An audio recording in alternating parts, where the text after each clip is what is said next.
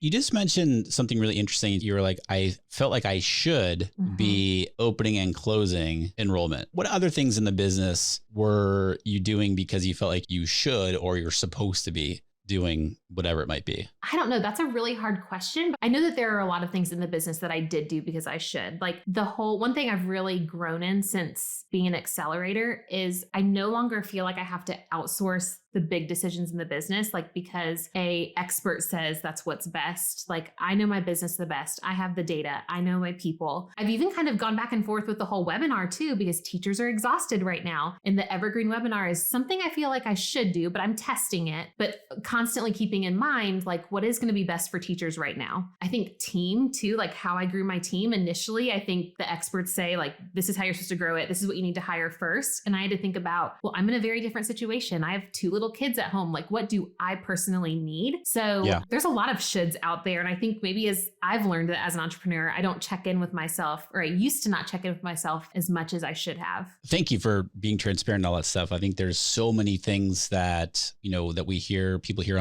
on this podcast, maybe they're like, oh, I feel like I should do whatever Rick is saying. And you've seen inside of Accelerator, people have told me for years, like in Accelerator, they're like, why don't you have like one specific starting point and you teach one method all the way through to whatever? I feel like that's doing somebody a disservice because there's never one right way to do something. There's a ton of different ways to do it. Now there's things that I don't teach because I don't really agree with them, but it doesn't mean that they're right or wrong. That's just how I feel about it. I think that's one of the biggest eye-opening things when people come into Accelerator. It's like, okay, if you're doing it this way, my job and the coach's jobs are like, is it working? Like do some questioning to confirm that this is the right thing for like you, for example, like, okay, is this the right way for you? Right. If it is, if you feel good and you've been getting results, like, okay, are there areas for improvement?